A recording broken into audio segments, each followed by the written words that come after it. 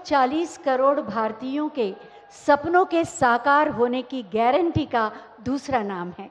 मैं बहुत ही आदर के साथ माननीय प्रधानमंत्री जी से अनुरोध करूंगी कि अपने प्रेरणादायी उद्बोधन से हमारा मार्गदर्शन करें।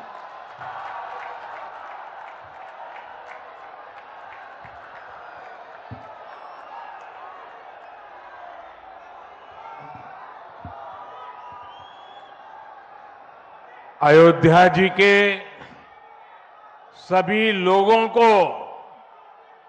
मेरा प्रणाम।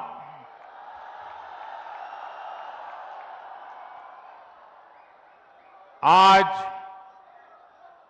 पूरी दुनिया उत्सुकता के साथ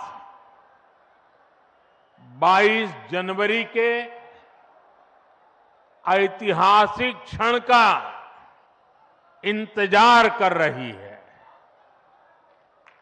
ऐसे में अयोध्या वासियों में ये उत्साह, ये उमंग बहुत स्वाभाविक है। भारत की मिट्टी के कण कण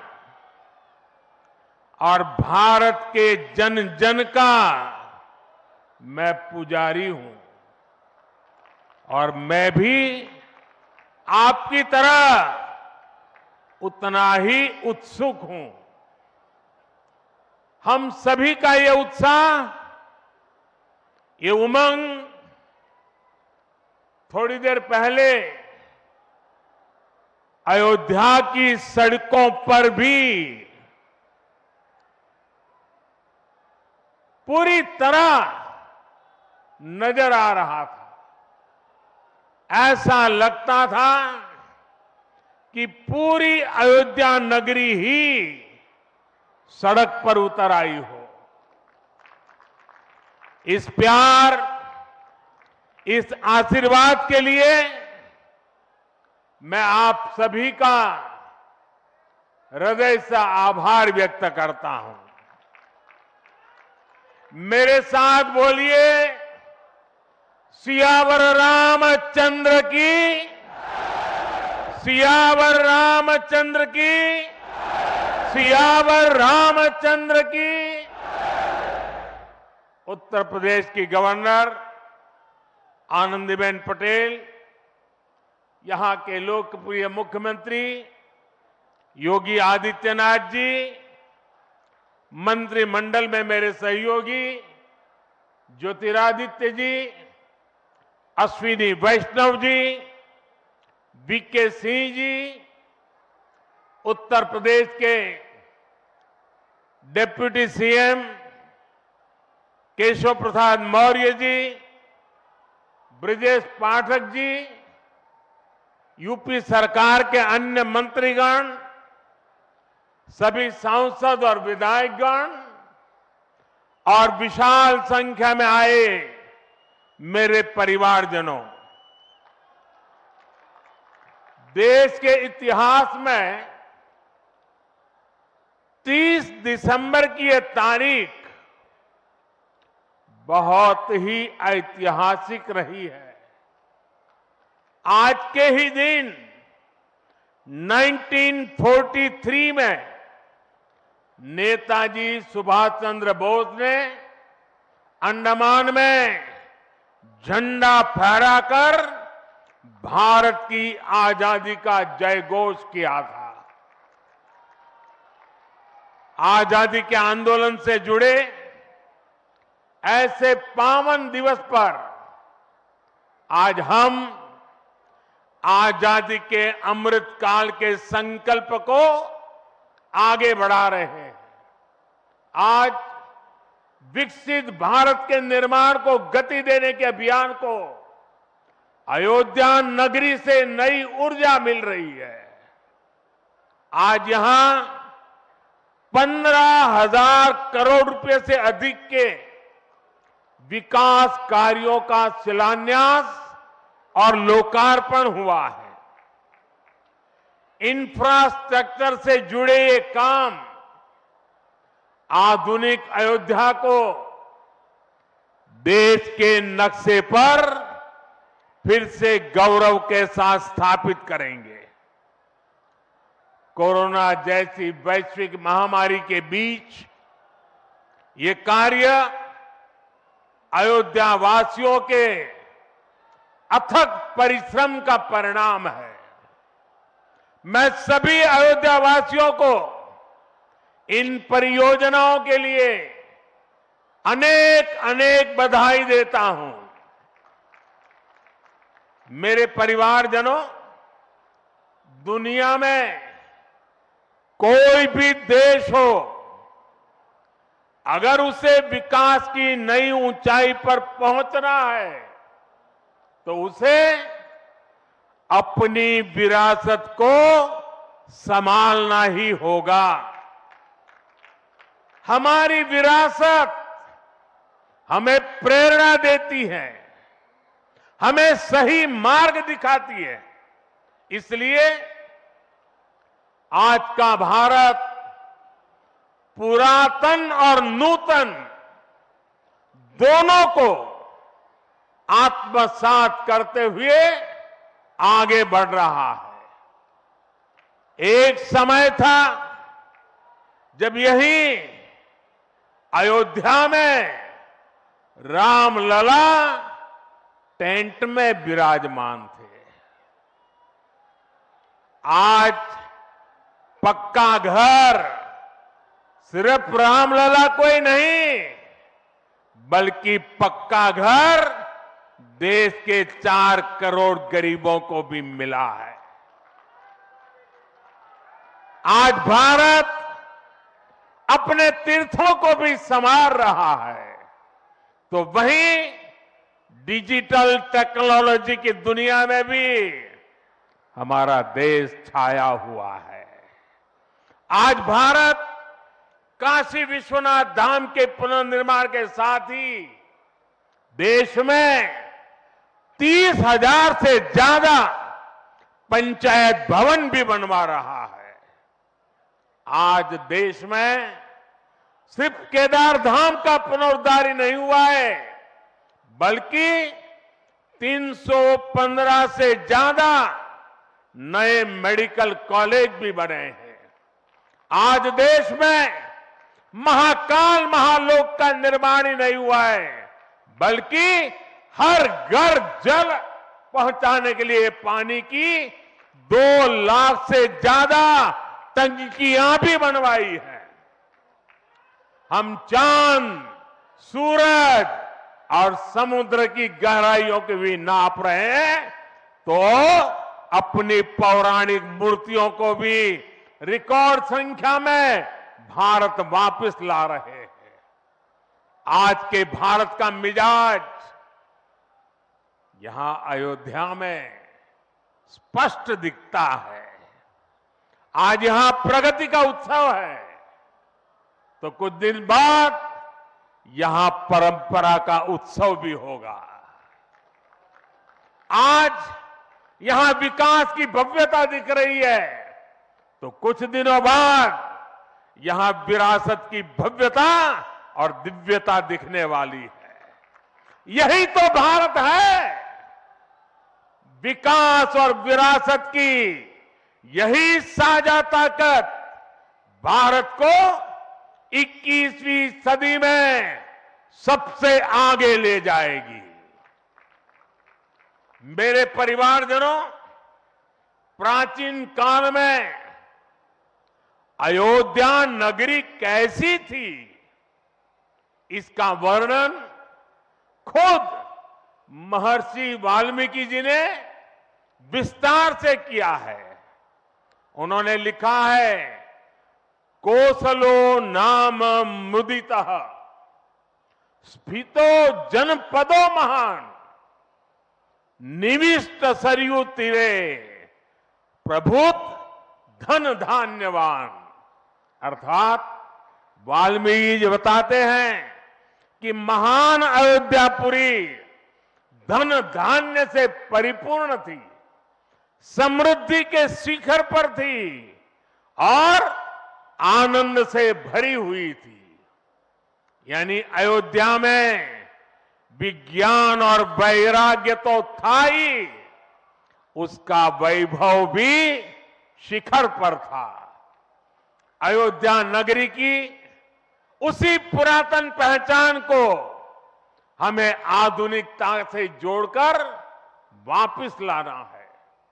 साथियों, आने वाले समय में अयोध्या नगरी अवध क्षेत्र ही नहीं, बल्कि पूरे यूपी के विकास को ये हमारी अयोध्या दिशा देने वाली है।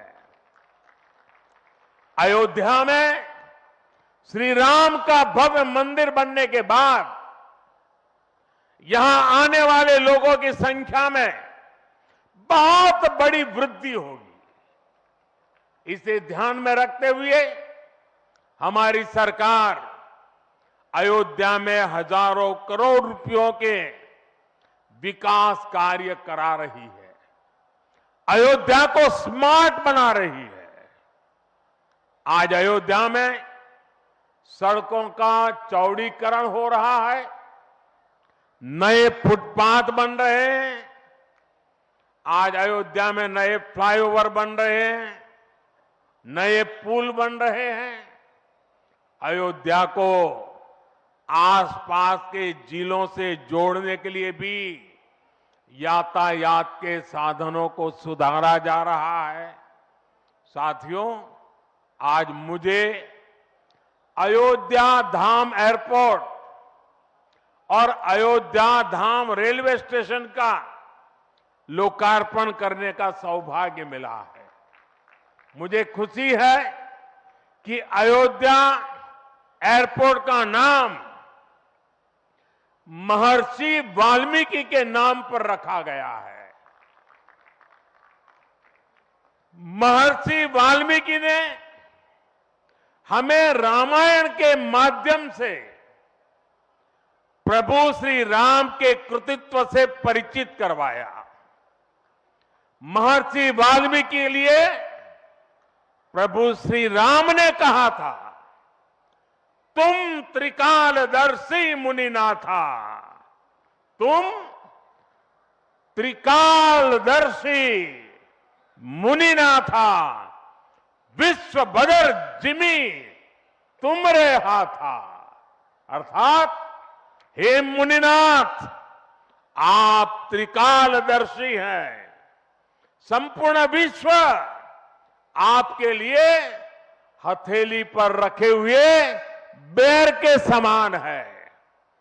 ऐसे त्रिकालदर्शी महर्षि वाल्मीकि जी के नाम पर अयोध्या धाम एयरपोर्ट का नाम इस एयरपोर्ट में आने वाले हर यात्री को धन्य करेगा। महर्षि वाल्मीकि द्वारा रचित रामायण वो ज्ञान मार्ग है जो हमें प्रभु श्री राम से जोड़ती है। आधुनिक भारत में महर्षि वाल्मीकि इंटरनेशनल एयरपोर्ट अयोध्या धाम हमें दिव्य भव्य नव्य राम मंदिर से जोड़ेगा। जो ये नया एयरपोर्ट बना है, उसकी क्षमता हर साल 10 लाख यात्रियों को सेवा करने की क्षमता है। जब इस एयरपोर्ट के दूसरे चरण का काम भी पूरा हो जाएगा तो महर्षि वाल्मीकि इंटरनेशनल एयरपोर्ट पर हर साल 60 लाख यात्री आ जा सकेंगे। अभी अयोध्या धाम रेलवे स्टेशन पर हर रोज 10-15 हजार लोगों को उनकी सेवा करने की क्षमता है। स्टेशन का पूरा विकास होने के बाद अयोध्या धाम रेलवे स्टेशन पर हर रोज 60,000 लोग आ जा सकेंगे। साथियों, एयरपोर्ट, रेलवे स्टेशनों के अलावा आज यहां अनेक पथों का, मार्गों का भी लोकार्पण हुआ है। राम पथ, भक्ति पथ, धर्म पथ और श्री राम जन्मभूमि पथ से आवाजाही और सुगम होगी। अयोध्या में आज ही कार पार्किंग स्थलों का लोकार्पण किया गया है। नए मेडिकल कॉलेज से यहां आरोग्य की सुविधाओं को और विस्तार मिलेगा। सरयू जी की निर्मलता बनी रहे, इसके लिए भी डबल इंजन सरकार पूरी तरह समर्पित है। सरयू जी में गिरने वाले दूषित पानी को रोकने के लिए भी काम शुरू हुआ है। राम की पैड़ी को एक नया स्वरूप दिया गया है। सरयू के किनारे नए नए घाटों का विकास हो रहा है। यहां के सभी प्राचीन कुंडों का पुनरुद्धार भी किया जा रहा है। लता मंगेशकर चौक हो या राम कथा स्थल, ये अयोध्या की पहचान बढ़ा रहे हैं। अयोध्या में बनने जा रही नई टाउनशिप यहां के लोगों का जीवन और आसान बनाएगी। विकास के इन कार्यों से अयोध्या में रोजगार और स्वरोजगार के नए अवसर भी बनेंगे। इससे यहां के टैक्सी वाले, रिक्शा वाले, होटल वाले, ढाबे वाले, प्रसाद वाले, फूल बेचने वाले, पूजा का सामग्री बेचने वाले, हमारे छोटे मोटे दुकानदार भाई, सभी की आय बढ़ेगी। मेरे परिवारजनों, आज यहां आधुनिक रेलवे के निर्माण की तरफ एक और बड़ा कदम देश ने उठाया है। वंदे भारत और नमो भारत के बाद आज एक और आधुनिक ट्रेन देश को मिली है। इस नई ट्रेन सीरीज का नाम अमृत भारत ट्रेन रखा गया है। वंदे भारत, नमो भारत और अमृत भारत ट्रेनों की ये त्रिशक्ति भारतीय रेलवे का कायाकल्प करने जा रही है। इससे बड़ी खुशी की बात क्या हो सकती है कि पहली अमृत भारत ट्रेन अयोध्या से गुजर रही है। Delhi Darbhanga Amrit Bharat express train Delhi, UP, Bihar के लोगों की यात्रा को आधुनिक बनाएगी। इससे बिहार के लोगों के लिए भव्य राम मंदिर में विराजने जा रहे रामलला के दर्शन को और सुगम बनाएगी। ये आधुनिक अमृत भारत एक्सप्रेस ट्रेन विशेष रूप से हमारे गरीब परिवार, हमारे श्रमिक साथियों को बहुत मदद करेगी। श्री रामचरित मानस में गोस्वामी तुलसीदास जी ने कहा है, परहित सरिस धर्म नहीं भाई, पर पीड़ा सम नहीं अदमाई। अर्थात दूसरों की सेवा करने से बड़ा और कोई धर्म, कोई और कर्तव्य नहीं है। आधुनिक अमृत भारत ट्रेनें गरीब की सेवा इसी भावना से ही शुरू की गई है। जो लोग अपने काम के कारण अक्सर लंबी दूरी का सफर करते हैं, जिनकी उतनी आमदनी नहीं है, वे भी आधुनिक सुविधाओं और आरामदायक सफर के हकदार हैं। गरीब के जीवन की भी गरिमा है। इसी ध्येय के साथ इन ट्रेनों को डिजाइन किया गया है। आज ही पश्चिम बंगाल और कर्नाटका के साथियों को भी उनके राज्य की पहली अमृत भारत एक्सप्रेस ट्रेन मिली है। मैं इन राज्यों को भी अमृत भारत ट्रेनों की बधाई दूंगा। मेरे परिवारजनों, विकास और विरासत को जोड़ने में वंदे भारत एक्सप्रेस बहुत बड़ी भूमिका निभा रही हैं। देश की पहली वंदे भारत एक्सप्रेस ट्रेन काशी के लिए चली थी। आज देश के 34 रूट पर वंदे भारत एक्सप्रेस ट्रेनें चल रही है। काशी, वैष्णो देवी के लिए कटरा, उज्जैन, पुष्कर, तिरुपति, शिरडी, अमृतसर, मदुरई, आस्था के ऐसे हर बड़े केंद्रों को वंदे भारत जोड़ रही है। इसी कड़ी में आज अयोध्या को भी वंदे भारत ट्रेन का उपहार मिला है। आज अयोध्या धाम जंक्शन, आनंद विहार वंदे भारत शुरू की गई है। इसके अलावा आज कटरा से दिल्ली, अमृतसर से दिल्ली, कोयम्बटूर बेंगलुरु, मंगलुरु मडगांव, जालना मुंबई, इन शहरों के बीच भी वंदे भारत की नई सेवाएं शुरू हुई है। वंदे भारत में गति भी है, वंदे भारत में आधुनिकता भी है और वंदे भारत में आत्मनिर्भर भारत का गर्व भी है। बहुत ही कम समय में वंदे भारत से 1.5 करोड़ से अधिक यात्री सफर कर चुके हैं। विशेष तौर पर युवा पीढ़ी को ये ट्रेन बहुत पसंद आ रही है। साथियों, हमारे देश में प्राचीन काल से ही तीर्थ यात्राओं का अपना महत्व रहा है, अपना गौरवशाली इतिहास रहा है।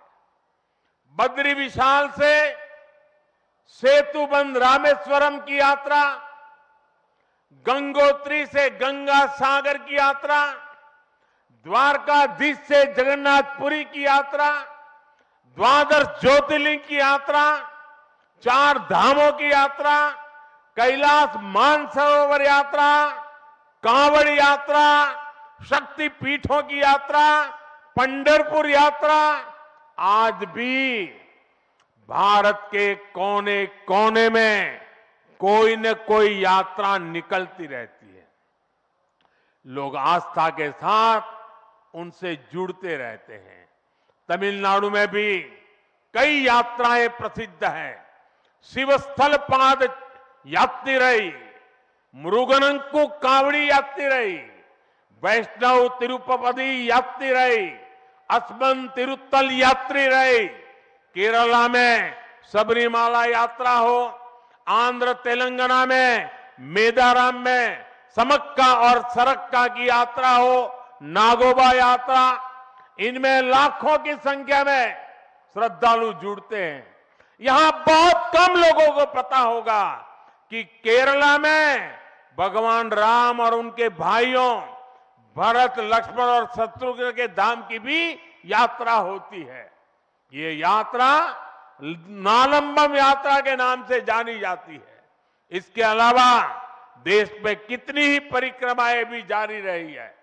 गोवर्धन परिक्रमा, पंचकोशी परिक्रमा, 84 कोसी परिक्रमा, ऐसी यात्राओं और परिक्रमाओं से हर भक्त का ईश्वर के प्रति जुड़ाव और मजबूत होता है।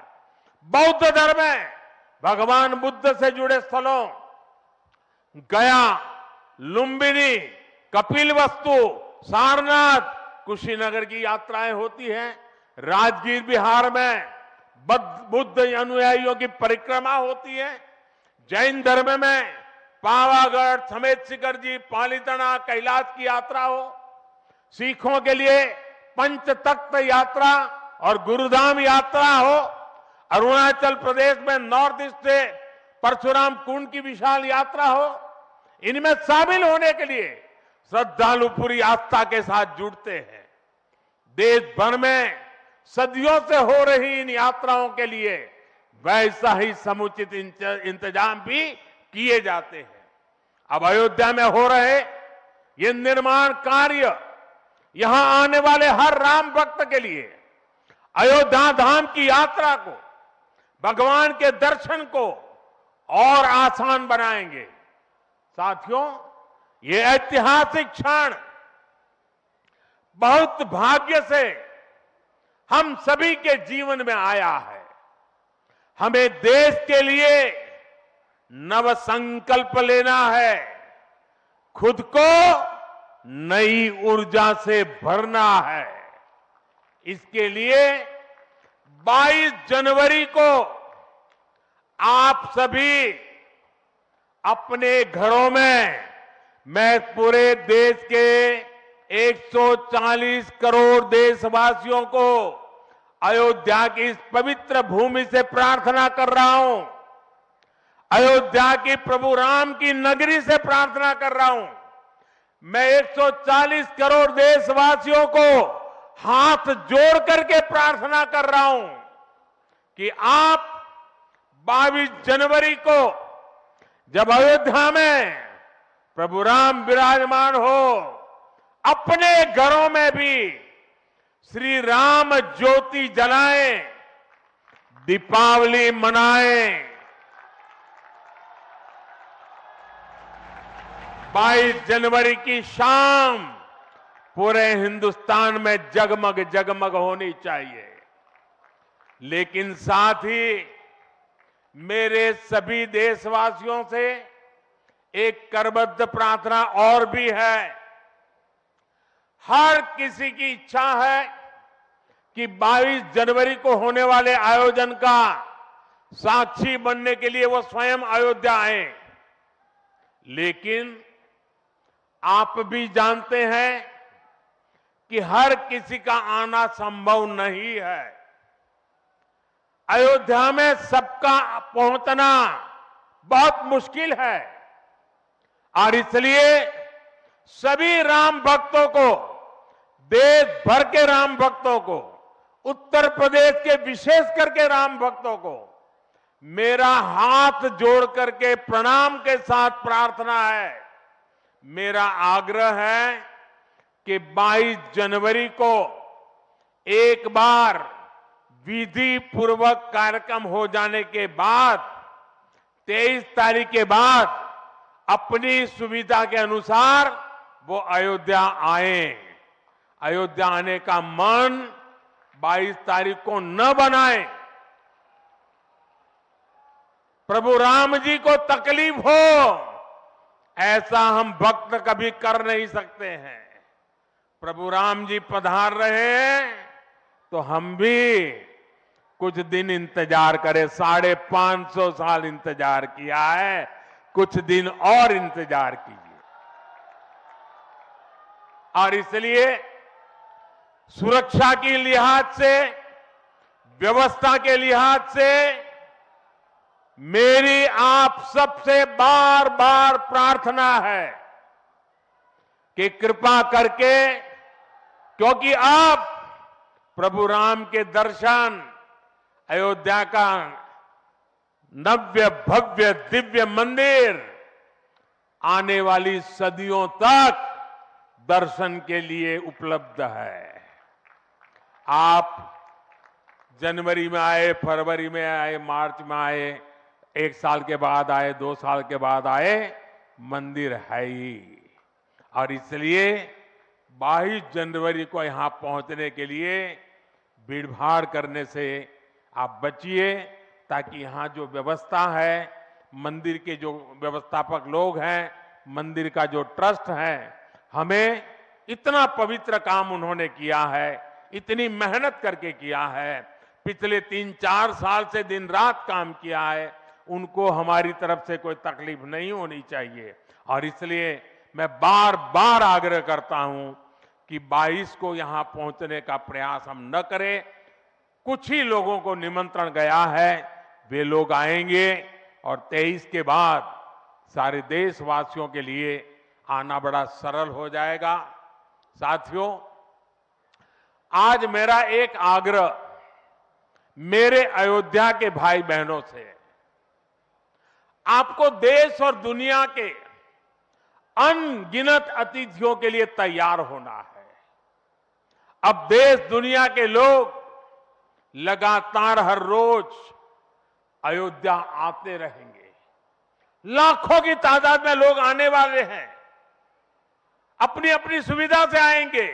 कोई 1 साल में आएगा, 2 साल में आएगा, 10 साल में आएगा, लेकिन लाखों लोग आएंगे और ये सिलसिला अब अनंत काल तक चलेगा, अनंत काल तक चलेगा। इसलिए अयोध्या वासियों को, आपको भी एक संकल्प लेना है और ये संकल्प है अयोध्या नगर को भारत का सबसे स्वच्छ शहर बनाने का। ये स्वच्छ अयोध्या, ये अयोध्या वासियों की जिम्मेदारी है और इसके लिए हमें मिलकर हर कदम उठाना है। मैं आज देश के सभी तीर्थ क्षेत्रों और मंदिरों से अपना आग्रह दोहराऊंगा। देश भर के लोगों से मेरी प्रार्थना है, भव्य राम मंदिर के निर्माण के निमित्त 1 सप्ताह पहले 14 जनवरी मकर संक्रांति के दिन से पूरे देश के छोटे मोटे सब तीर्थ स्थलों पर स्वच्छता का एक बहुत बड़ा अभियान चलाया जाना चाहिए। हर मंदिर, हिंदुस्तान के हर कोने में हमें उसकी सफाई का अभियान मकर संक्रांति 14 जनवरी से 22 जनवरी तक हमें चलाना चाहिए। प्रभु राम पूरे देश के हैं और प्रभु राम जी जब आ रहे हैं तो हमारा एक भी मंदिर, हमारा एक भी तीर्थ क्षेत्र उसका और उसके परिसर के इलाके का अस्वच्छ नहीं होना चाहिए, गंदगी नहीं होना चाहिए। साथियों, अब से कुछ देर पहले मुझे अयोध्या नगरी में ही एक और सौभाग्य प्राप्त हुआ है। आज मुझे खुशी है ये बताते हुए कि उज्ज्वला गैस कनेक्शन की 10 करोड़वीं लाभार्थी बहन के घर मुझे जाकर के चाय पीने का मौका मिला। जब 1 मई 2016 को हमने यूपी के बलिया से उज्ज्वला योजना शुरू की थी तो कोई कल्पना भी नहीं कर सकता था कि ये योजना सफलता की इस ऊंचाई पर पहुंचेगी। इस योजना ने करोड़ों परिवारों का, करोड़ों माताओं बहनों का जीवन हमेशा के लिए बदल दिया है। उन्हें लकड़ी के धुएं से मुक्ति दिलाई है। साथियों, हमारे देश में गैस कनेक्शन देने का काम 60-70 साल पहले शुरू किया गया था, 6-7 दशक पहले। लेकिन 2014 तक हालत ये थी कि 50-55 साल में सिर्फ 14 करोड़ गैस कनेक्शन ही दिए जा चुके थे, यानी 5 दशक में 14 करोड़, जबकि हमारी सरकार ने 1 दशक में 18 करोड़ नए गैस कनेक्शन दिए हैं। और इस 18 करोड़ में 10 करोड़ गैस कनेक्शन मुफ्त में दिए गए हैं, उज्ज्वला योजना के तहत दिए गए हैं। जब गरीब की सेवा की भावना हो, जब नीयत नेक हो, तो इसी तरह से काम होता है, इसी तरह के नतीजे मिलते हैं। आजकल कुछ लोग मुझसे पूछते हैं कि मोदी की गारंटी में इतनी ताकत क्यों है? मोदी की गारंटी में इतनी ताकत इसलिए है क्योंकि मोदी जो कहता है वो करने के लिए जीवन खपा देता है। मोदी की गारंटी पर आज देश को इसलिए भरोसा है क्योंकि मोदी जो गारंटी देता है उसे पूरा करने के लिए दिन रात एक कर देता है। ये अयोध्या नगरी भी तो इसकी साक्षी है। और मैं आज अयोध्या के लोगों को फिर से विश्वास दूंगा कि इस पवित्र धाम के विकास में हम कोई कोर कसर बाकी नहीं छोड़ेंगे। श्री राम हम सभी पर आशीर्वाद रखें, इसी कामना के साथ अपनी वाणी को विराम देता हूं। प्रभु श्री राम के चरणों में प्रणाम करता हूं और आप सबको विकास कार्यों की बधाई देता हूं। मेरे साथ बोलिए, सियावर रामचंद्र की, सियावर रामचंद्र की, सियावर रामचंद्र की, भारत माता की, भारत माता की, भारत माता की। बहुत बहुत धन्यवाद। बहुत बहुत धन्यवाद माननीय, आपके प्रेरणादायी मार्गदर्शन के लिए। आपका होना, आपका आना, आपका सानिध्य, आपका सामीप्य सदैव ऊर्जा देता है। आप हमारी उम्मीद हैं, हमारा आत्मविश्वास है, हमारा साहस है, हमारा बल है।